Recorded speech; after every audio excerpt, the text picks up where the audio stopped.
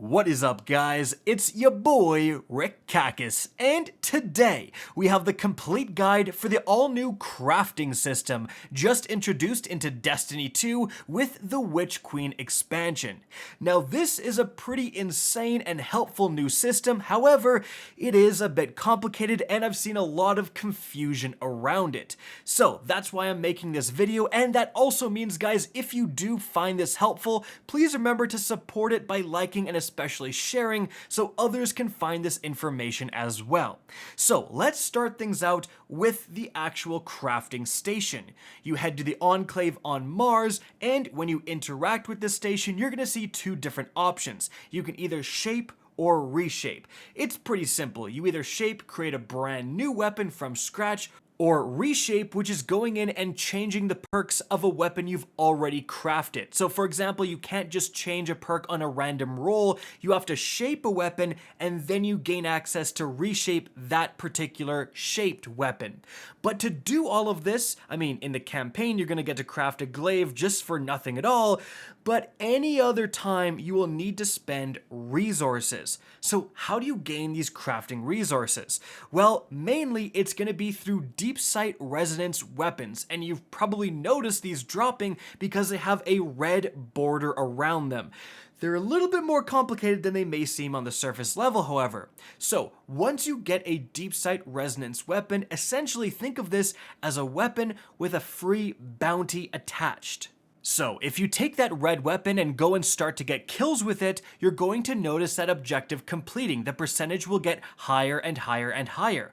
Also, activity completions will help increase the percentage. Sometimes if you've just beaten a PsyOps battleground or a strike and you're standing there, suddenly the weapon will just be complete because you'll get a big bonus from that activity completion. Now, once you do complete a Deepsight Resonance objective on your weapon, you're going to see a little like check mark right next to it, and then you can extract your resources. Now, the word extract is a little bit of a misnomer because you're not actually hurting your weapon in any way. So don't be afraid if you get, for example, a God Roll Deepsight Resonance weapon to extract that objective. It's not going to take away a perk, it's not going to dismantle it, nothing. You're just going to gain crafting materials. However, when you go to complete a Deepsight Resonance, you may notice that there's two different options, and each one has a weird material you've never seen before. So what the heck is going on here? Well, actually, if you check the main perks on any red bordered weapon, you're gonna see that they also have those weird materials and then a number beside them. So essentially what's happening is that different perks require different types of crafting materials. And when you hover over those perks, it's actually showing you the crafting material you're gonna need if you want to use this perk on a shaped weapon, and the number is how much you have. So for this bow, it requires Ruinous Element to use the perk one for all, and I have 176 in total. So if we actually go and try to shape this weapon, as you can see, if I go over one for all, it actually isn't there. It's just that neutral element that you're always gonna gain for completing a Deepsight. But then if we look over at the enhanced one for all, boom, that requires Ruinous Element. So that's what it's showing you, and often that number can be helpful because if you have a low amount of that number and the perk is something you value that you're going to want to make weapons that have that perk, you do want to complete that Deepsight, so extract that element from the weapon. Now, some of you may be thinking, wait a minute, I had a Deepsight weapon and it only had one option. That was just because both of the different perks it ended up spawning with use the same element, so it only gives you that one option. So that is going to cover Deepsight Resonance Weapons. They're just going to spawn randomly, and they are going to be the main way you gain a lot of really important crafting materials, and so that means you are going to need to do a lot of them. Now, in my experience, of course, activity completions, again, they give you that big boost, but a lot of the time, the roll isn't very good, and so taking it through a PsyOps, a strike, isn't necessarily ideal, and you're not going to get that many kills if you do. So go to a very high enemy density area. Right here, I'm in the Shirochi encounter of the Last Wish raid. You can simply wish there to get there pretty fast, but another great area is the very beginning of the Grasp of Avarice dungeon. There's constantly spawning enemies.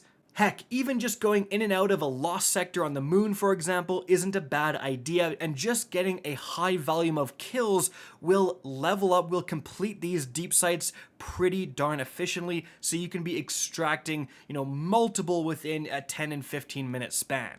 Now, with all of that being said, there's actually one more thing that completing Deepsight Resonance Weapons can do, and that is unlocking patterns for certain weapons. So if you open up your inventory, go to your triumphs, there's actually a new selection for patterns and catalysts. And in here, it's going to show all of the different weapons you can shape.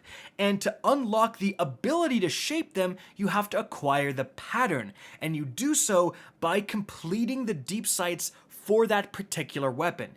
So in this example, the Throne World bow here, it actually requires 3 completions. So that means I have to get a red bow 3 different times, and I have to complete that objective 3 different times. So I've done it twice. As you can see, I have my last third one right here. I hand in the objective and boom, I now unlock the pattern. There's a pop-up on my screen, and when I go and interact with the crafting station and I go to the shape option, I can now craft the Throne World bow, as you can see. So guys, be careful not to delete these red weapons if you can end up unlocking their patterns, because often you have to complete like 5 deep sights for a certain weapon to actually unlock the ability to craft it. So again, make sure to be careful about that. Now, with all of that stuff out of the way, actually crafting weapons is pretty simplistic. Again, you just go to the shape option, you pick the pattern of the weapon you want, and then you simply pick what perks you want. Now, initially, you're not going to have a lot of options, but this is very important. If you want to level up a weapon, you have to shape it. Unfortunately, if you get a random roll of a weapon to drop and you use that roll a ton, you're not going to make any progress when it comes to leveling. So those bows I was getting kills with, I'm still going to start my shaped bow at level 0. I have to shape it first and then use it a ton, and that is going to level it up, to which I can then go in and reshape it to actually add the perks I want. And when it comes to leveling up shaped weapons, the same things kind of apply as with the Deepsight Resonance Weapons. You want to get a lot of kills very fast and be completing different objectives and activities. Again, I've found that simply getting a super high volume of kills, going to Shirochi, is a great way to just really increase those levels fast. However, once you've increased the level of a shaped weapon high enough, you're going to unlock a key feature of the weapon crafting system: enhanced traits. These are essentially better versions of existing perks. So we have original one for all, which means that if you hit 3 enemies, you get a 35% damage increase. And then we have enhanced one for all. Now be very careful here. A lot of people are going to see that and go, oh, more damage, just outright better. I should definitely go after that.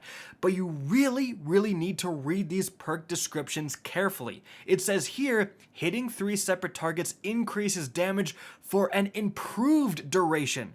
So that means all enhanced one for all does is increase the amount of time that you get that damage bonus. A great example of this is there's actually enhanced lasting impression for one of the rocket launchers. I had a teammate go out and craft this, spent his very rare resources, because enhanced traits will need Ascendant Alloy, which is incredibly rare, guys. If you want Ascendant Alloy, what you need to do is you can only buy 1 per week per account from the Cryptarch, and otherwise you need to grind the 1580 light harder than normal Wellspring, or constantly grind the heroic version of the campaign missions. Any way you do it, it's an absolute slog. They have an extremely low drop rate. By the way, you get access to replayable heroic difficulty missions and enhanced Wellsprings by leveling up your Throne World reputation, so make sure to do that. Done a guide on how to do that as efficiently as possible, linked up above. But back to my point, Picking your enhanced traits because it does use that Ascendant Alloy is a very important decision. And again, my teammate got enhanced lasting impression but didn't read the perk carefully enough. It doesn't actually increase damage.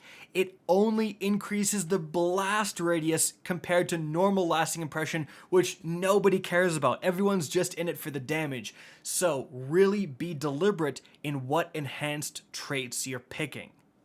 And so guys, that is it for the video. I hope you enjoyed and found this informative. If you did, please remember to help me out by simply rating and especially sharing this video. If you guys want to see more Destiny 2 content similar to this, don't be afraid to slap that subscribe button. If you want to get in touch with me and keep up to date with the latest channel activity, the best way is to follow me on Twitter at RickKakis. That is linked in the description down below. Again, I hope you enjoyed the video, and as always, have a good day.